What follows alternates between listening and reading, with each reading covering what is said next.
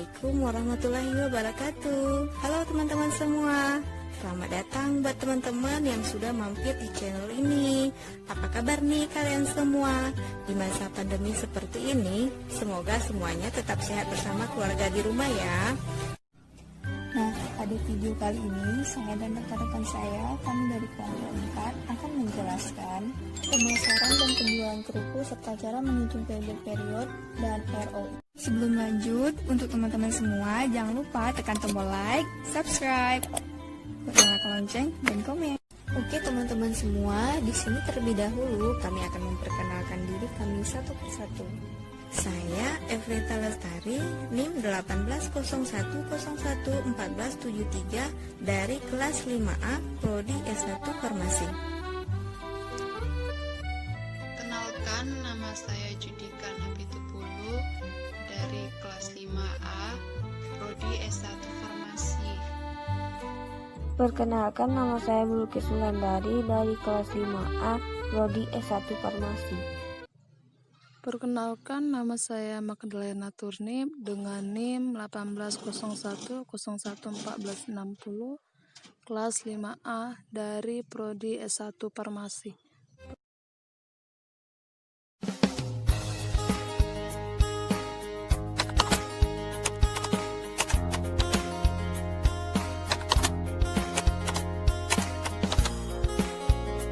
Ekonomi adalah sebuah penelitian tentang proses identifikasi, mengukur dan membandingkan biaya, resiko dan keuntungan dari suatu program, pelayanan dan terapi serta determinasi suatu alternatif terbaik.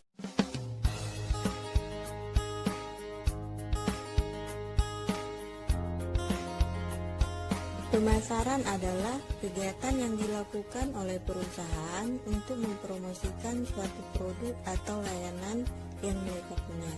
Pemasaran ini mencakup pengiklanan, penjualan, dan pengiriman produk ke konsumen.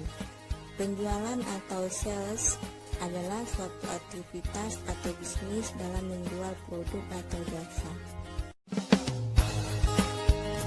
Kerupuk adalah salah satu produk olahan tradisional yang digemari oleh masyarakat Indonesia. Mudah diperoleh dan dijual dengan harga murah, baik dalam kemasan yang sudah digoreng maupun dalam kemasan yang masih mentah. Kerupuk memiliki tekstur yang renyah dan garing yang dapat dikonsumsi sebagai makanan selingan maupun sebagai variasi dalam lauk pauk. Bentuk dan rasa kerupuk bermacam-macam, tergantung bahan dasar yang digunakan serta daerah asal pembuatannya. Pertama, untuk mengetahui perhitungan penjualan payback period dan ROI. Yang kedua, untuk mengetahui laba. Pada tabel berikut ini, di periode 1, modal awal Rp96.000, dana masuk Rp919.000, maka laba yang diperoleh adalah Rp223.000. Pada tabel periode kedua, modal awalnya Rp157.000, dana masuk sebesar Rp415.000, maka laba yang diperoleh sebesar Rp258.000. Pada tabel periode 3, modal awalnya Rp285.000 dengan dana masuk Rp854.000, maka laba yang diperoleh sebesar Rp569.000. Di sini ada modal awal senilai Rp538.000. Pada tabel di bawah ini, pada periode pertama senilai Rp96.000 dengan modal kumulatif Rp96.000. Pada periode kedua, nilai pada tabel awal Rp157.000 dengan modal kumulatif Rp253.000. Periode ketiga, pada tabel awal senilai Rp285.000 dengan modal kumulatif Rp538.000. Profit yang diperoleh Rp1.050.000. Pada tabel periode pertama, dalam tabel profit Rp203.000, profit kumulatif Rp203.000. Periode kedua, profit senilai Rp258.000, profit kumulatif Rp481.000. Periode ketiga, profit senilai Rp569.000 dengan profit kumulatif Rp1.050.000. Menghitung biaya payback period. Buyback period dapat diartikan sebagai pengembalian modal investasi dalam jangka waktu tertentu. Istilah ini merujuk kepada periode maupun jumlah tahun yang dibutuhkan guna mengembalikan nilai investasi semula. Tidak heran rasanya apabila dalam bahasa Indonesia istilah ini dikenal dengan sebutan pengembalian modal. Rumus payback period jika arus kas dari suatu rencana investasi atau proyek berbeda jumlah setiap tahun. Payback period N tambah A kurang B per C kurang B kali 1 periode, di mana N periode terakhir arus kas masih belum bisa mencukupi investasi awal. A jumlah investasi awal,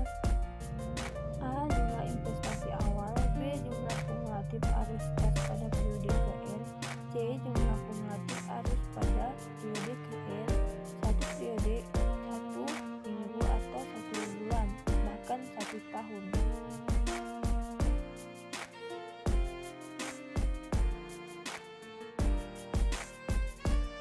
Payback period N tambah A kurang B per C kurang B kali 1 minggu. 2 tambah 538.000 dikurang 481.000 per 1.050.000 dikurang 481.000 kali 1 minggu. 2 tambah 57.000 dikurang 481.000 dikali 1 minggu sama dengan 2 tambah 0,1 minggu sama dengan 2,1 minggu. Jadi untuk payback period untuk modal yang digunakan akan kembali ditulis setelah maksimal 2 minggu penjualan, yaitu lebih tepatnya pada penjualan periode kedua.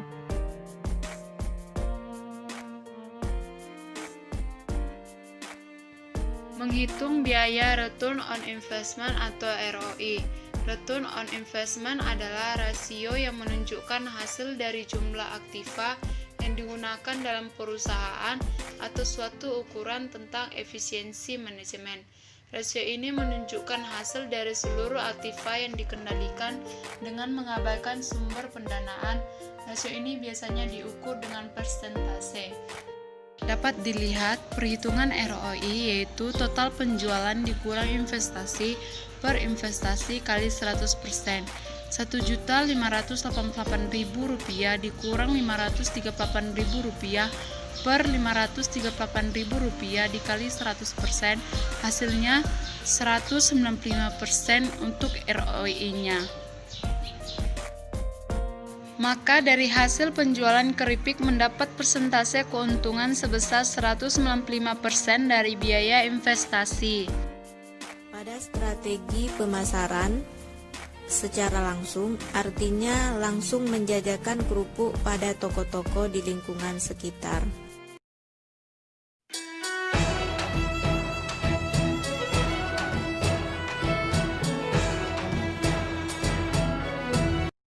Evaluasi penjualan.